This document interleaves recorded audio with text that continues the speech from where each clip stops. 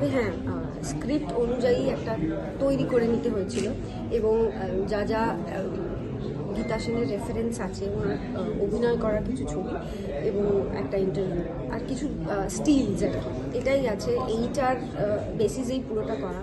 এবং তারপর ফ্লোরে সৃজিতদার গাইডেন্স এবং স্ক্রিপ্টের একটা নিজস্ব, মানে যেটা আমি বলছি কালকেও কিছু ইন্টারভিউজে বললাম যে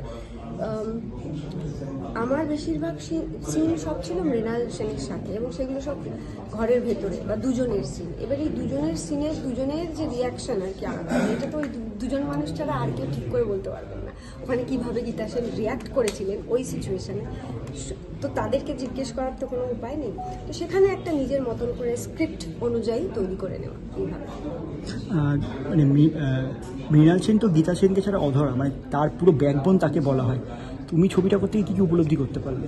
এটাই যেটা তুমি বললে যে গীতা সেন মৃণাল সেনের ব্যাকবোন যেটা বলা হয়, সেটাই উপলব্ধি করতে পারলাম। কারণ আমাদের শিল্পীদের জানো তো, ওই যে সারাদিন এই শারীরিক এবং মানসিক দুরকম খাটাখাটির পরে বাইরে ওই বাড়িতে গিয়ে ওই সাপোর্টটা, ওই জায়গাটা যদি না থাকে তাহলে কোনো শিল্পী বড় হতে বোধহয় পারে না।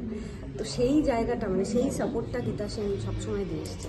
আর কস্টিউম আর মেকআপ দুটো তো একটা মানে অবিচ্ছেদ্য অঙ্গ এই ছবির ক্ষেত্রে, সেটাকে কীভাবে দেখছো, কেমন লাগলো? দারুণ লাগলো। প্রথম দিন যখন লুক সেট হলো এবং এখানে আমারও একটা প্রস্থেটিক আছে, যেহেতু একদম বিয়ের আগের থেকে একদম মৃত্যু পর্যন্ত পুরো জার্নিটা, তো সেইখানে একদম বেশি বয়সে প্রস্থেটিক আছে, সেটাও করতে হয়েছে। আমি প্রস্থেটিক প্রথমবার করলাম, দারুণ লাগলো। মানে লুক সেটের পর নিজেকে দেখে একটা অন্য মানবিক এনেছে।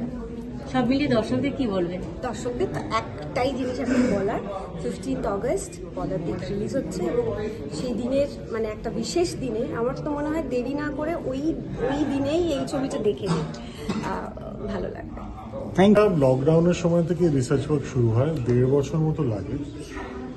অতি অবশ্যই দুটো বইয়ের কথা বলবো, তৃতীয় ভুবন এবং বন্ধু, মানে কুণাল সেনের লেখা বইটি বন্ধু।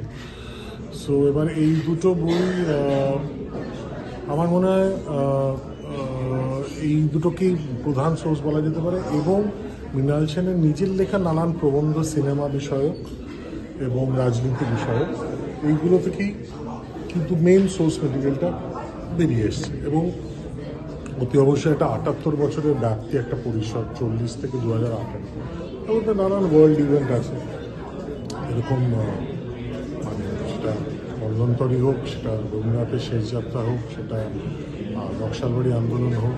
সো এই সব কিছু বারবার ফেরত এসছে এই পরিসর।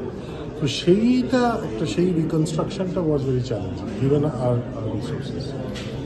বিভিন্ন ছবি আমার সহযোগ, আমার কাজের সুবিধে হিসেবে এত ছবি, এত লেখা, এত কিছু আছে এবং মৃণাল সেনের সম্পর্কে তার ছেলে আমাদের বহু কিছু জানিয়েছেন, তার বই আছে। পড়াশোনা নিয়ে করাটা চ্যালেঞ্জ নয়, চ্যালেঞ্জ ছিল ছবিটাতে যেটা করছি ডিরেক্টরের সেটা মনোভূত করছে কিনা, মানে মনোভূত কি হলো সেটা ওকে জিজ্ঞেস করতে পারেন। সেটা আমার বলাটা ঠিক সাজে না। উৎসবে উপহারে নিত্য প্রয়োজনে শাড়ি ও রেডিমেড পোশাকের একমাত্র ঠিকানা রাজলক্ষ্মী, হিন্দ মোটর স্টেশনের নিকটে।